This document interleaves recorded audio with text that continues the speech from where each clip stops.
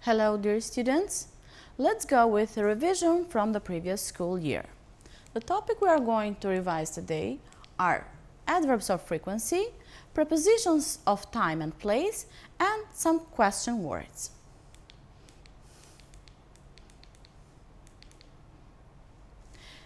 Adverbs of frequency, what do they show?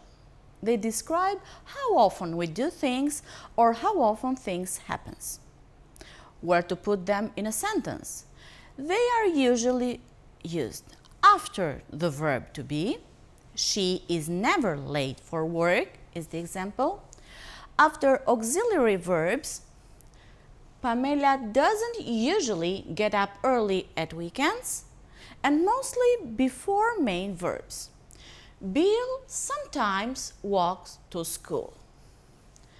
Here we have a chart of the occurrence and the percentage of frequency depending on them. Always it means that something happens all the time. Usually it happens most of the time, but not all the time.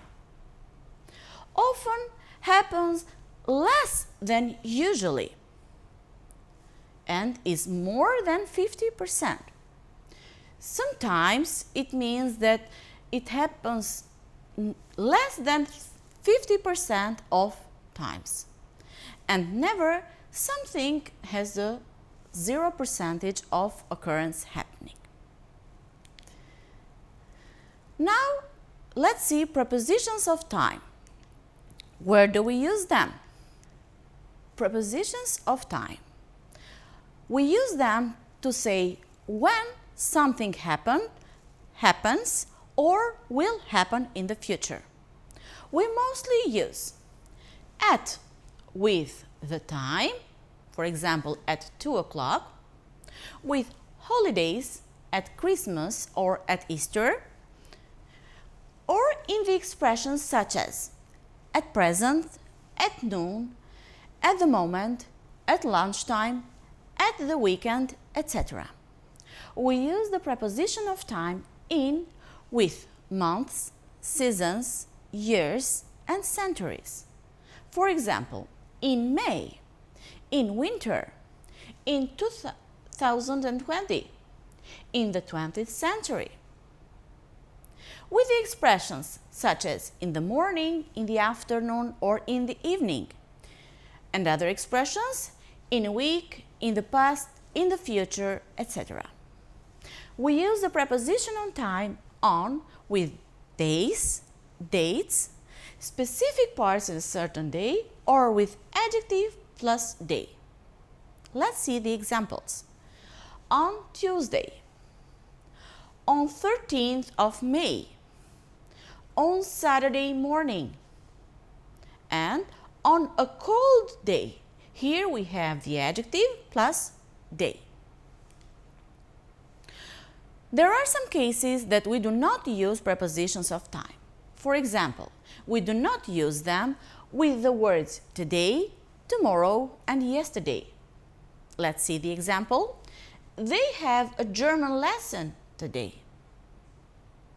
And the other case that we do not use the prepositions of time is before the words this, last year, next, very, all, some, each, and any.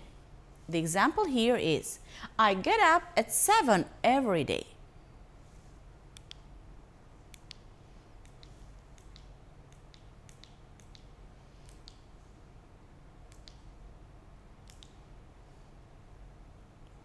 Now, let's revise together some prepositions of place. Where to use them? We use prepositions of place to say where somebody or something is. Some of them include on, under, in front of, behind, next to, near, between, and opposite. Note something. We use at with the addresses when we mention the house number. Be careful with this. For example, at 18 Broxton Street. We use in with the names of cities, countries, and continents. For example, in Rome, in France, in Asia, etc. And we use the preposition of place on in the expressions such as on the left, on the right, on a bus, on a train, on a plane, etc. And the last topic we want to revise today are the question words. Where to use them? We use the question words when we want to ask about someone or something. We know that who is used for people. For example, who is your best friend? Which or what is used for things. Be careful there. Which is used to ask about a limited choice. Which singer do you like best? Shakira or Beyoncé? While what is more general. What kind of music do you like, for example? Where is used for place, to ask for place. Where is my new shirt? When and how often are used for time. When is your party? And how often do you go to the gym? Let's make now a summary of what we revised up to now. Adverbs of frequency show how often things happen. Prepositions of time show when things happen. Prepositions of place show where something or somebody is.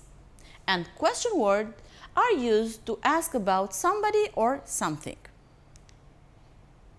The homework assignment you have for next time. I chose a text, a short one. This is Susan Starr. She is from Seattle, the USA.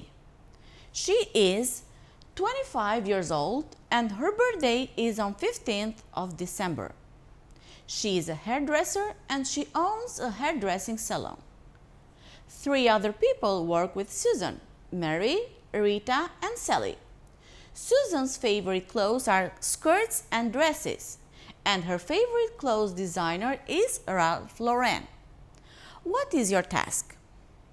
For the words or expressions in bold, you have to write questions to which these words are the answers. For example, this is Susan Starr. The question would be, who is this? This is Susan Starr. And you will go on like this with the other words in bold. Thank you for your attention.